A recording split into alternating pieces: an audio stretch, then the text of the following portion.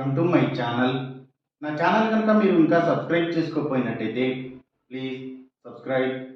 ఈరోజు మనం ఈ వీడియోలో 5 ఏప్రిల్ 2024 అంటే శుక్రవారం రోజు స్టాక్ మార్కెట్ ఏ విధంగా ఉండబోతుంది అనే ప్రెడిక్షన్ వీడియోని మనం చూద్దాం.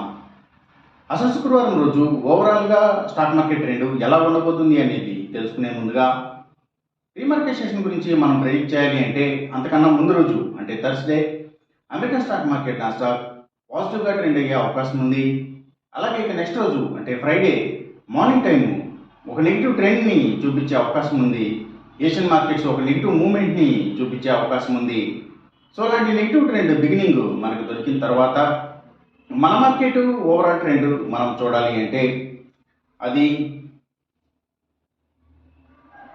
మిక్స్డ్ ట్రెండ్గా మూవ్ అయ్యే అవకాశం ఉంది. అందులో ఎక్కువగా పాజిటివ్గానే ట్రెండ్ అయ్యే అవకాశం ఉంది.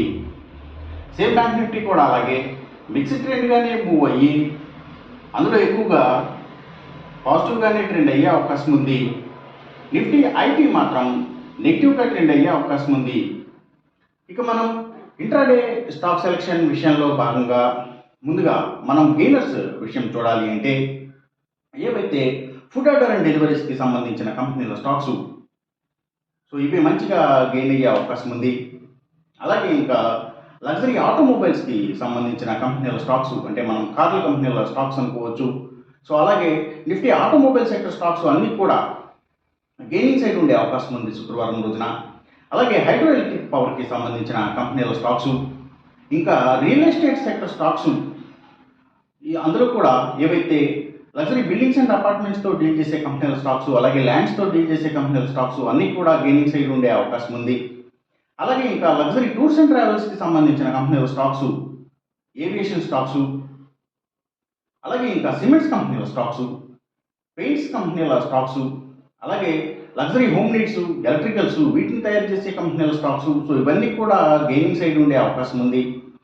అలాగే ఇంకా ఫార్మా కంపెనీల స్టాక్స్, ఫెర్టిలైజర్స్ అండ్ కెమికల్స్కి సంబంధించిన కంపెనీల స్టాక్స్ సో ఇవి, అలాగే ఆయిల్ అండ్ న్యాచురల్ గ్యాస్కి సంబంధించిన కంపెనీల స్టాక్స్, పెట్రోకెమికల్స్కి సంబంధించిన కంపెనీల స్టాక్స్, అలాగే గోల్డ్ అండ్ జ్యువెలరీకి సంబంధించిన కంపెనీల స్టాక్స్, డైమండ్ అండ్ జ్యువెలరీకి సంబంధించిన కంపెనీల స్టాక్స్ సో ఇవన్నీ కూడా గెయినింగ్ సైడ్ ఉండే అవకాశం ఉంది శుక్రవారం రోజున.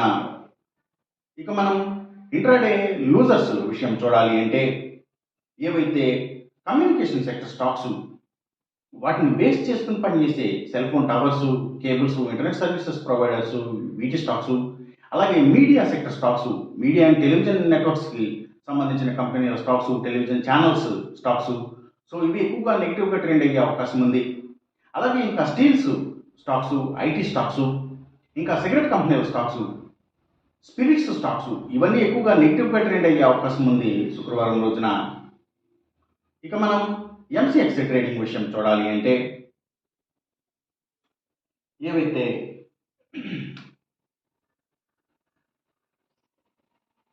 గోల్డ్ ప్రైసెస్, అలాగే సిల్వర్ ప్రైసెస్, ఇంకా crude oil and natural gases prices so ఇవన్నీ కూడా తగ్గే అవకాశం ఉంది. కాపర్ ప్రైసెస్ మాత్రం పెరిగే అవకాశం ఉంది. ఈ చెప్పిన రిజల్ట్స్కి ఏమాత్రం వ్యతిరేకంగా జరుగుతున్నట్టు మీకు అనిపించినా సరే ఇమీడియట్గా మీ బెడ్ల నుంచి వెనక్కి వచ్చేసేయండి. ఇది కేవలం ఒక ఆస్ట్రాలజికల్ ప్రెడిక్షన్ మాత్రమే, దయచేసి గమనించండి. అలాగే ఈ వీడియో కనుక మీకు నచ్చినట్టయితే నా ఛానల్ని సబ్స్క్రైబ్ చేయండి, అందరికీ ఈ వీడియోని షేర్ చేయండి, లైక్ చేయండి. Thank you for watching.